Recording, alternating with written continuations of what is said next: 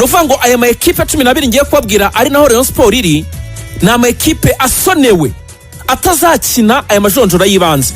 Muri aya ekipe harimo RC Berkane muri Maroc, harimo Zamalek yo mu Misiri, harimo USM Alger yo muri Algeria, harimo Rivers United yo muri Nigeria, harimo Saint-Eloi Lupopo yo muri Congo Kinshasa, harimo Club Africa muri Tunisia, harimo ekipe ya Diable Noir yo muri Congo Brazzaville, hakaza Sagrada Esperanza yo muri Angola, hakaza Future FC yo mu Misiri, hakaza KCCA yo muri Uganda, hakaza Rayon Sport na Sport United yo muri Afrika y'Epfo. Nukuvuga ngo aya ma ekipe 12 niyo mwumvisha ko harimo na USM Alger nyine ifite confederation iheruka. Nuvuga ngo aya ma ekipe 12 Rayon Sport irimo nayo yo azahita komeza direct mu cyiciro kindi cya kabiri muri ndi jonjoro rya kabiri.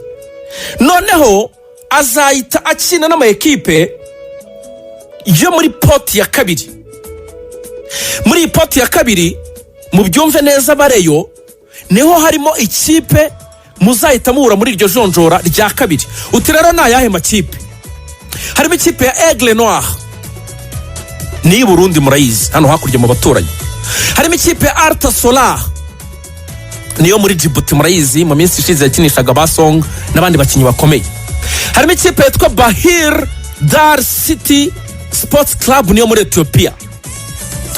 Harimo ikipe yitwa Kakamenga niyo muri Kenya. Harimo ikipe yitwa El Hilal niyo muri Libya. Harimo ikipe yitwa Abo Selim niyo muri Libya. Harimo ikipe yitwa Horsit Sports Club yo muri Somalia. Harimo ikipe yitwa El Mehah Juba yo muri Sudan y'Epfo. Harimo ikipe yitwa Hay El Ahab yo muri Sudani. Harimo ikipe yitwa Haidub yo muri Sudani. Harimo Azam Football Club yo muri Tanzania. Harimo Singida Big Stars yo muri Tanzania. Harimo ikipe yitwa Olympique de Beja yo muri Tunisia. N'ikipe yitwa JKU Sports Club yo muri Zanzibar. Ariko Rayon Sport ntigira imana imwigira ebyiri. Ya ba. Novuga ngo aya ma ekipe zikomeye zishobora guchallenging ikipe Rayon Sport wenda twavuga Azam yo muri Tanzania, twavuga Olympique de Beja yo muri Tunisia. Indi navuga ni iyihe navuga ikipe ya El Hilal yo muri Libya. Wenda nkanavuga Alta Solar nayo nubwo isa nkaho yasubiye inyuma ariko ama ekipe ntajye yiburira kubera ko abatera nkunga bayo mu minsi ishize bavugaga ko bashobora kuba barakuyemo amafaranga. Benda nayo ishobora kuba yatera agachallenge gatoya n'aba barundi ba Aigle Noir batajya biburira ku mpano yabo y'umupira tuzi mu gihugu cy'u Burundi. Ayo niyo ma ekipe 4 cyangwa 5 navuga ashobora guchallenge ikipe ya Rayon Sport. Azam, Olympique de Beja yo muri Tunisia, El Hilal yo muri Libya, Abo Selim yo muri Libya, Alta Solar yo muri Djibouti, Aigle Noir y'u Burundi, izindi zo muri za Sudani yo ngiyo na za Somalia ubwo bwa Horsid. Sinze ko rwose bushobora kuza guteza ikibazo ikipe ya Rayon. Ubwo rero nizere ko byumvikanye. Nongera kubasubiriramo tombora rwose mbabwira ko ikipe ya APR yatomboye ikipe mu gihugu cya Somalia i Mogadishu mu murwa mukuru yitwa Gadidka FC yo muri Somalia mu cyiciro cya mbere. Iyi kipe yakirira kuri Benadir Stadium, stade yabo yakira 30,000. Umwambaro bambara ni ubururu.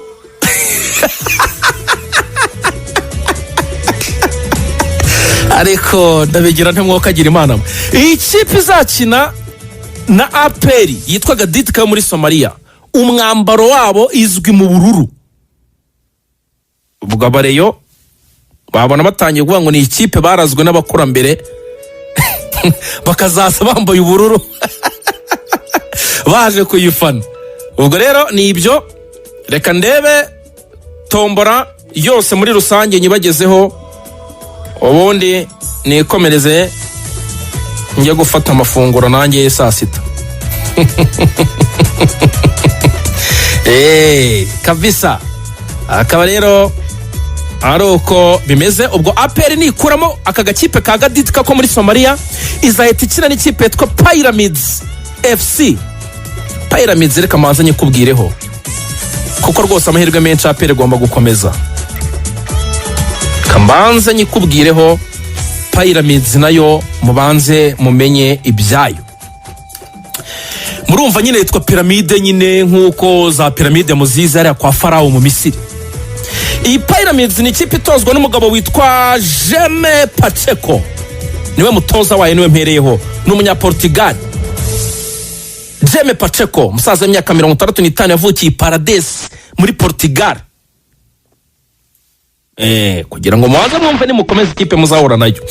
Yaje gutoza ikipe ya Pyramids avuye muri Zamalek.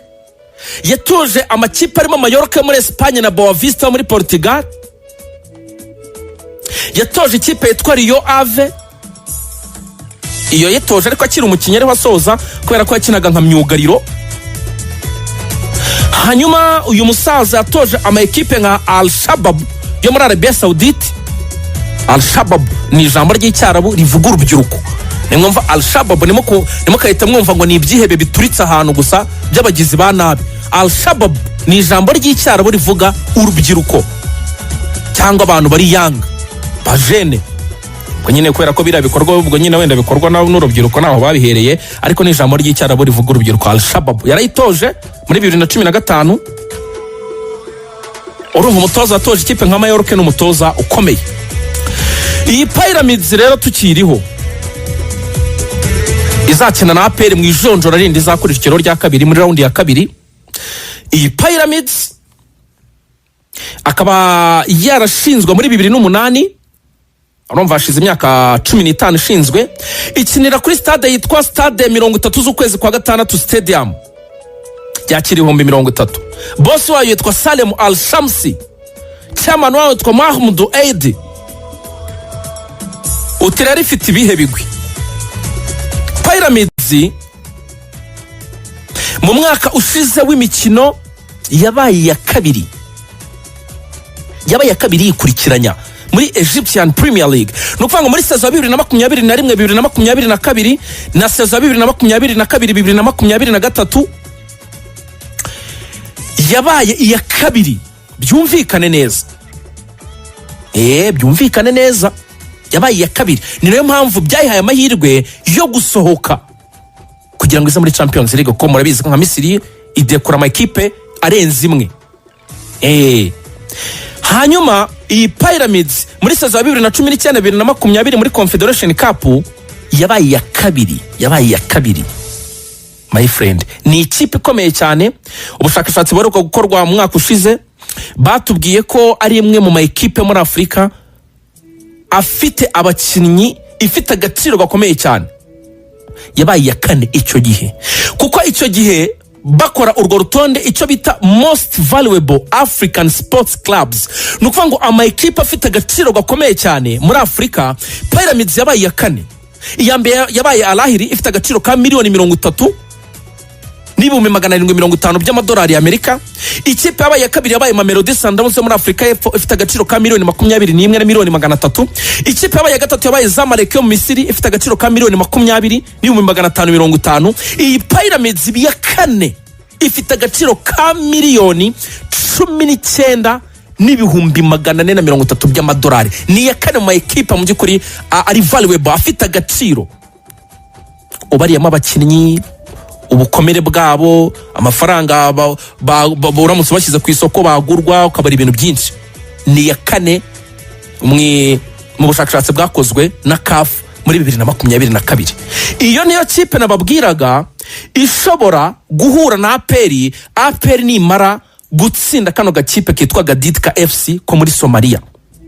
Impamvu ndi kwabwira Piramide nuko ako gakipe mbona rwose kataza imbere ya APR. Abakinnyi bakomeye bari muri ikipe